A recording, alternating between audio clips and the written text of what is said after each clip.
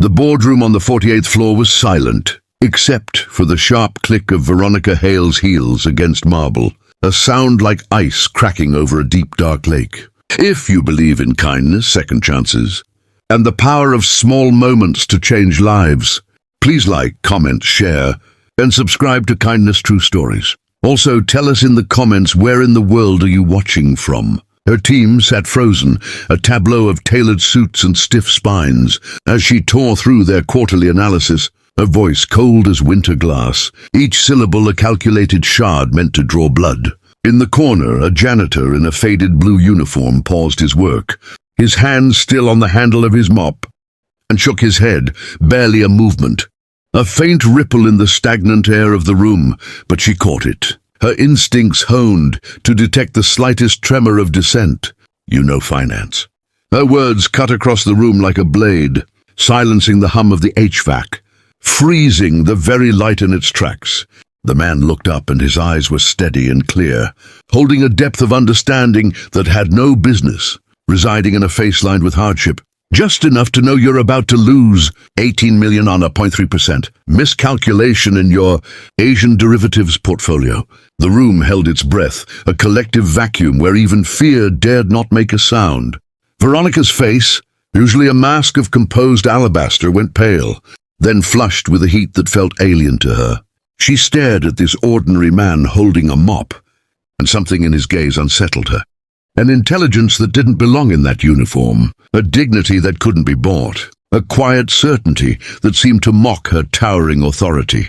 New York City stood indifferent to the human drama, unfolding high above its streets, its glass towers reflecting nothing but their own cold beauty and the indifferent march of clouds. Inside one such tower, Hale Financial Group commanded 12 floors of prime Wall Street real estate, a monument to money and power constructed of steel, ambition, and fear. At its helm sat Veronica Hale, 33 years old, beautiful in the way marble statues are beautiful, perfect, imposing, and utterly untouchable. She'd inherited the company at 28 when her father died suddenly, and spent every waking moment of the 5 years since proving she was more than just Gregory, Hale's daughter. She worked 16-hour days, slept 4, and existed in the 2-hour twilight in between. She fired executives who made excuses with the same ease. Others dismissed telemarketers. She turned profits when competitors bled losses. Her strategies razor-sharp and merciless. The business press called her brilliant. Her employees called her ice. She called herself necessary. In her stark corner office, she kept one photograph, her father, Gregory, shaking hands with the governor, a frozen moment of patriarchal endorsement. She kept no mirrors. She didn't need to see herself to know what she'd become. The reflection in the terrified eyes of her subordinates was confirmation enough. 40 floors below, in a basement supply room that smelled perpetually of bleach and floor wax, a sour perfume of struggle, Ethan Cole changed into his work uniform, the coarse fabric a daily reminder of a world that had shrunk to concrete walls and flickering, fluorescent lights. At 38, he carried himself with a weariness that had nothing to do with physical labor and everything to do with the crushing weight of memory. His hands, scarred and calloused now from handling buckets and machinery, had once danced over keyboards, typing complex algorithms on Bloomberg terminals that predicted market flows. His eyes, still sharp and analytical despite everything, had once read market trends that made millionaires nervous and hedge. Fund managers seek his counsel. He'd graduated top of his class from Wharton, a young man with a mind like a vault and a future written in gold leaf. He'd worked at Quantum Investments, one of the most prestigious and ruthless firms in the city, rising fast, respected, even feared for his acumen. Then he'd made the solitary, fatal mistake of being honest. 3 years ago, he discovered the elegant, poisonous fraud buried deep in his company's accounts. Millions in client money silently disappearing into a labyrinth of offshore shells. He'd reported it, a true believer in the system, a disciple of the rules, foolishly believing truth mattered and integrity was the bedrock of the very world he worked in. Instead, the system turned on him with the ferocity of a cornered beast. They destroyed him comprehensively, surgically, blacklisted, reputation shredded in whispered campaigns. Lawyers bled him dry in a legal war of attrition. And Sarah, his wife, his light, his anchor, had to watch their life collapse. Working 2 jobs until her body, always delicate, gave out under the dual siege of stress and a sickness they could no longer afford to treat. She died in a county hospital bed holding his hand, telling him not to blame himself, her last breath a ghost of the future they'd planned. Ethan had sold everything, buried her, and then hollowed out into a man of pure function. Took the only job he could find that asked no questions and offered the solace of anonymity. He mopped floors at Hale Financial, moving through the halls of a world that was once his own like a phantom, listening to the echoes of a language he still understood fluently.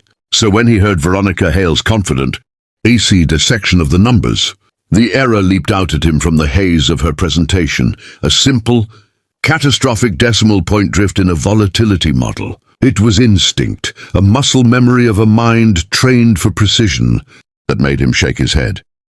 And now, he stood locked in the gaze of the most powerful woman he'd ever encountered, the silence in the boardroom swelling like a bubble about to burst. Veronica finally spoke, her voice lower now, a dangerous hum.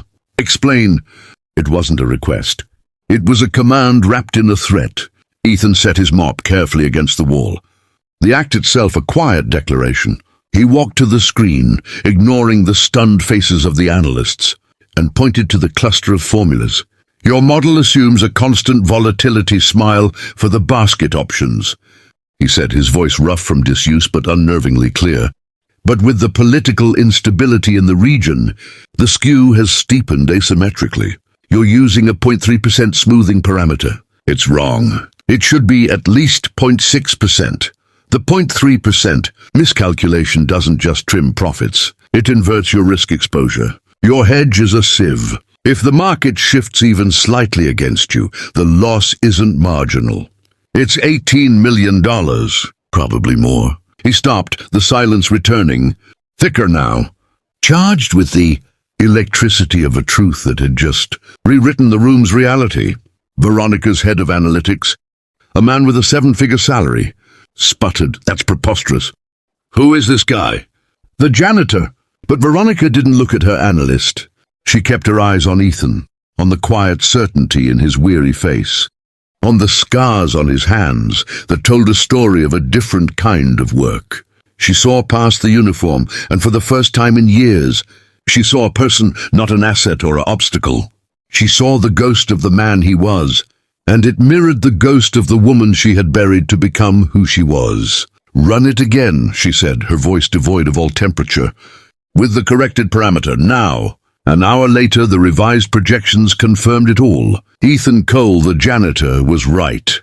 The team was dismissed with a scorching promise of repercussions. Veronica found Ethan not in the boardroom, but back in the basement corridor, slowly pushing his mop in rhythmic, lonely strokes. "You saved this company $18 million today," she said, the words strange in her mouth. An acknowledgement of a debt. Ethan didn't stop his work. "I didn't do it for the company." "Why then?" she asked, truly perplexed. He looked at her, and in that gaze, she saw the reflection of her own marble-cold empire and the cost of building it. "Because once I believed in getting the numbers right," he said, "before I learned that the numbers are the cleanest part of this business." He turned back to his mopping. Veronica Hale stood there in the bleach-scented dimness, the heir to a financial dynasty, and felt the first crack in her frozen foundation. She had built herself into an untouchable monument. But this man, with his broken past and impeccable truth, had touched something, not with a plea, but with a fact.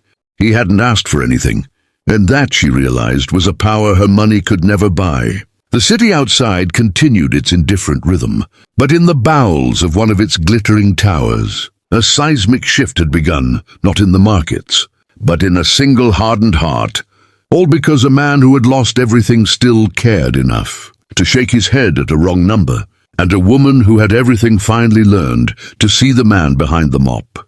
Like this story? For more touching tales of unexpected kindness, hidden courage, and the profound moments that change lives. Please like, share, and subscribe to my channel, Kindness True Stories.